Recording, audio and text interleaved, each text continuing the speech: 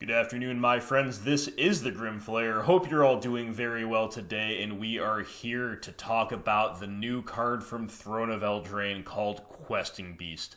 Will this card rock? My answer is yes. It is good enough to see play in the BG Rock archetype in Modern. Why? Let's find out. Alright, so first let's break everything down. We've got a 4-4 for 4, double green casting cost. It's not as free as a double black casting cost would be, but it's still very manageable for the rock. The body is respectable. It's not a good rate per se if you just look at stats versus cost, but it is above certain thresholds. Like, it does not have toughness 3, that's huge. So the body is respectable if nothing else. But really, as a couple different people have said to me, I don't know if this is just kind of the sentiment that's going around, but as a couple different people I've been talking to have pointed out, you know that you're in for a treat when the entire text box is taken up and there's no room for flavor text on a creature. You just know that it's up to something, or up to a lot of somethings, as the case may be. So let's take a look at these. We've got Vigilance, and Death Touch, and Haste, and it can't be chump blocked. Can't be blocked by creatures with power 2 or less. This is ruling out a whole lot of the opposing board most times if they are having blockers, even around to assign blocks, or at least to try to assign blocks. And combat damage that would be dealt by creatures you control, not just the beast, but by all creatures you control, can't be prevented. Okay, not the most relevant, but definitely another nice upside, especially with new things like Giver of Runes and the swords via Stoneforge Mystic in the format. And finally, perhaps most importantly, whenever Questing Beast deals combat damage to an opponent, it deals that much damage to target Planeswalker that player controls. So there is a whole lot to break down here, my friends, and we're going to break down line by line, but first we want to compare it to the premier BGX 4-drop creature, which is Bloodbraid Elf. And Bloodbraid Elf, look, obviously only Jund of the BGX variants can play it, so we're not necessarily able to compare it directly to the rock, but the question here is whether this Questing Beast is going to be Rock's Bloodbraid. And Bloodbraid Elf, it is only a 3-2 compared to a 4-4. It has merely one keyword besides Cascade in the form of Haste, whereas we've got 3 over here, and then 3 other beneficial pure upside clauses besides that. And all Bloodbraid Elf has going for it relative to Questing Beast is Cascade. Now, I say all, Cascade is the single best keyword on either of these cards as a standalone, simply because it is a nearly guaranteed 2-for-1. There are exceptions if you're against Little Teferi, shuts off Cascade. If you Cascade into one of the rare totally dead cards in your Jund deck, then yes, you've just played a Volshock Berserkers, but I don't want to oversell Questing Beast. Cascade is still the very best card, or the very best keyword on either of these cards. However, if we look back to the Beast, again, we've got a bigger body, we've got way more keywords, and the only thing we're missing out on is that Cascade, is that guaranteed 2-for-1. But Questing Beast offers a lot of potential 2-for-1s, even repeated potential 2-for-1s, and then some pseudo 2-for-1s along the way. So I just wanted to draw that comparison in the beginning. I don't think Questing Beast is better than Bloodbraid Elf. I don't think it's going to displace Bloodbraid Elf in Jund to any significant degree. However, I do think it is powerful enough on its face to at least merit a comparison, and the comparison is not absurd, and that in and of itself is a big vote of confidence in favor of the Questing Beast. So let's talk about each individual ability.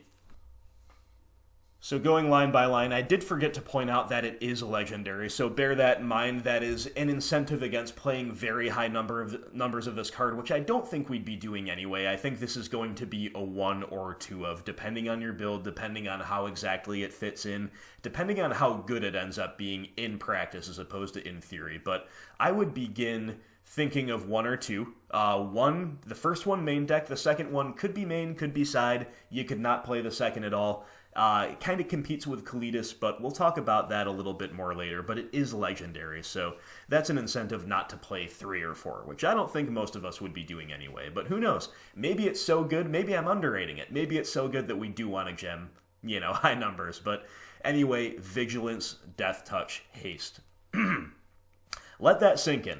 Let's say it one more time. Vigilance and Death Touch and Haste, all on a 4/4. So right away, I can tell you that having played a decent amount of Jund in the last little while, after playing nothing but Rock, exclusively Rock for a very long time, the very biggest difference is being able to turn the corner quickly with Bloodbraid Elf. And also the momentum that Bloodbraid Elf brings along with her hasting body. But the hasting body is a big reason why Jund can turn the corner quickly. It has that reach alongside Lightning Bolt and Kolaghan's command to close out games. Rock does not. The only haste threat of relevance that sees any play in Rock decks is Nissa Vital Force, who is a kind of fringe one-of sideboard card that's 5 mana. So the fact that this thing is a 4/4 with haste is already very, very tasty. It almost feels like it's breaking the color pie.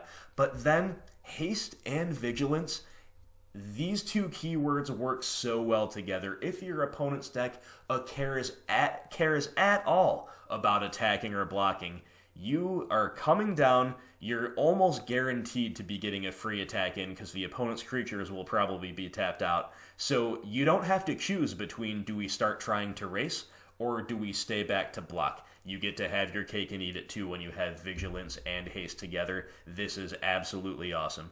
On top of that, we do have Death Touch. Now, Death Touch is not necessarily the most impactful keyword alongside these other two. If it had some kind of, if it had even more on-hit effects, or it had lifelink or something, it would just be too powerful, right? So Death Touch is kind of the least impressive of these 3 keywords in context. But make no mistake, it is irrelevant.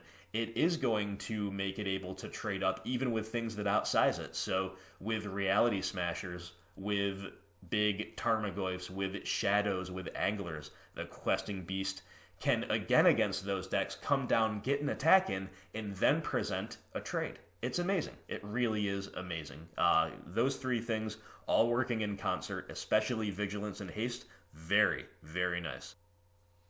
So the next line here reads, Questing Beast cannot be blocked by creatures with power 2 or less. So this is incredible. It would already be fine. We all know the problem of having a Tarmogoyf that just gets chumped for days by like a million tokens while we lose to the other tokens. They leave a token or 2 back to block, they're attacking with the rest. This has probably happened to every BGX player. We are already, with this Questing Beast having Vigilance, we're making that a lot worse unless the tokens have to fly. We're making that plan a lot less viable, but they can't even block it.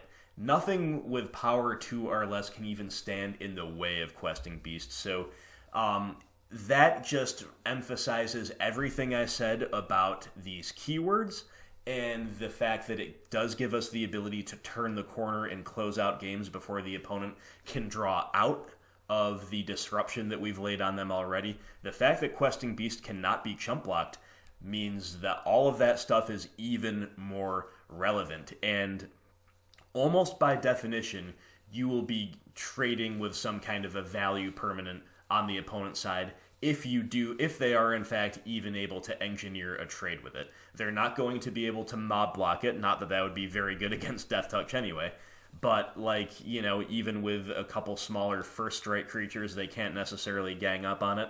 This thing is just a terror in traditional combat. Next, we have the line that reads, combat damage that would be dealt by creatures you control can't be prevented. So, as mentioned in the beginning, this is mostly relevant now that more protection effects are in the format, in the form of Giver of Runes, in the form of swords with protection from green, like Sword of Feast and Famine. So, this will shut off those protection effects, and it might complicate the opponent's blocks. It might make them a lot worse than they otherwise would be, or the opponent might walk into it. They might throw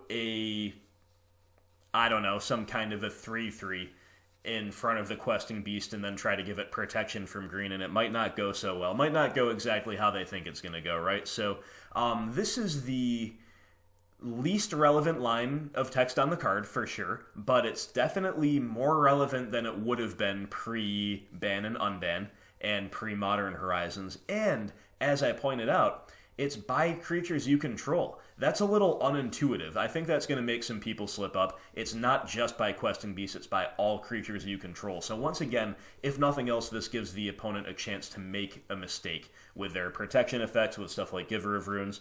Even if they're playing around this effect on questing beast, they might miss the fact that it applies to an attacking Tarmogoyf alongside it or something along those lines. So keep that in mind. But yeah, that's not the most relevant line on the card, but it is nevertheless pure upside.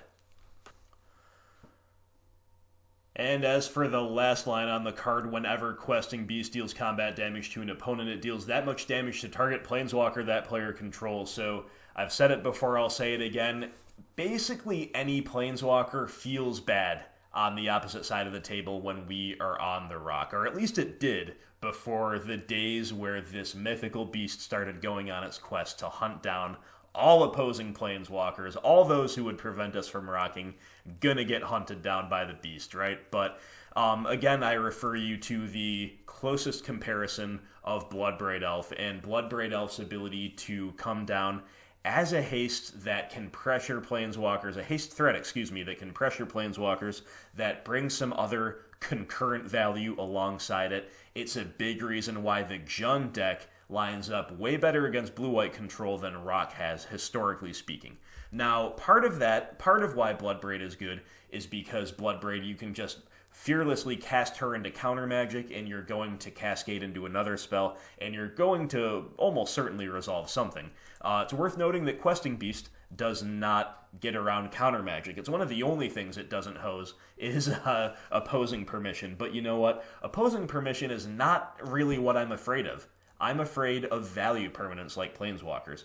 We can clear the way for the Questing Beast with our discard spells. No problem. Not too worried about that. Yes, it would be a nice upside to add to this, but let's not ask for too much. So, again, Jund lining up historically way better against control decks simply because Bloodbraid Elf is so good against planeswalkers. And Abzan, similar story, Lingering Souls. Lingering Souls does not pressure planeswalkers as immediately as a haste threat does, but the value is very, very good over the course of maybe a couple turns, and it also really spreads the opponent's interaction thin. There's just not that many great ways to interact with four evasive bodies from one card. So the point is that Abzan and Jund have been able to pressure opposing planeswalkers and therefore opposing fair decks, because most fair decks these days are packing a good number of planeswalkers, whether they be blue-based control or black-based midrange. They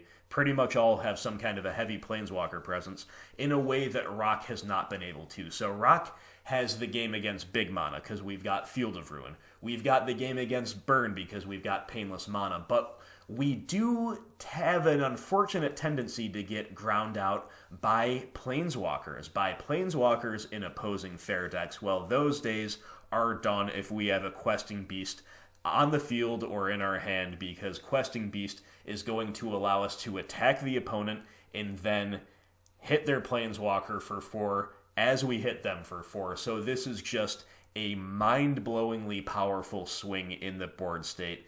And it's not an unrealistic one. This is not a Christmas Land scenario where if A, B, C, D, and E, if all these clauses are fulfilled, then the card's great. This is just like the normal use case of the card. You just slam it, you attack them, and you kill their planeswalker, or you cripple their planeswalker if they've ticked up, right? Either way, it's pure upside. It's a very, very welcome form of upside. And this is yet another piece of text that makes Vigilance and Death Touch and Haste all that much better in the broader context of the card. Alright, my friends, so that does it with my breakdown of Questing Beast. Yes, I am going to stick my neck out and say emphatically yes, this card will rock. I'm not going to tell you how I plan to fit it in the deck because there's no point until all the spoilers are out in figuring out our exact 75, but As I said in the beginning of the video, I think one main deck is going to become pretty stock if I had to predict, and then a second one is definitely playable, maybe main, maybe side. I could see moving away from planeswalkers in our deck, partially because they don't line up that well against Jund, partially because they don't line up as well as they used to against blue-white control, and partially because opposing questing beasts might be something to be on the radar for, but also because cards like Beast and Kalidas, I think, are both en route to be better positioned than alternatives like maybe Nissa Vital Force or Vraska Golgari Queen. And of course, when I say move away from Planeswalkers a little bit, I just mean mostly for the value-oriented curve topper slots, and I do not mean moving away from Liliana of the Veil. I'm going to play 4 of her for as long as Faithless Looting stays banned, right? So anyway, Questing Beast, I could see 1 main, I could see 2 main, or I could see 1 main, 1 side. It's going to depend on the rest, but I think this card is going to rock. I think it's going to be an excellent tool. I think this is going to be a pretty significant game changer. So there you go, my friends. We've got the Questing Beast coming to us soon, and I look forward to casting this card. I also look forward to hearing what your thoughts are. Do you think I'm wrong? Do you think I have oversold the Beast? Or do you agree with me? Or maybe do you think I've even undersold it? Maybe you think this card is even better than I've stated. If you have any other interesting synergies or use cases or scenarios that you'd like to share with the broader Rock community, please feel free to share them in the comments and feel free to share your thoughts in general. But my friends, I am hyped. I am hyped. I am high on the Beast. I think it's going to rock, and we'll see when it comes out. So thank you so much for watching. Stay tuned to the channel. We are going to continue breaking down the spoilers as they come out, as per popular demand. This is how people want me to do it, and therefore I'm complying. If you do enjoy this content, Patreon in the description below is the best way to support me. Remember to sub to the channel, thumbs up, comment, all the good stuff. Thank you so much for watching. I will talk to you soon. Have a great day.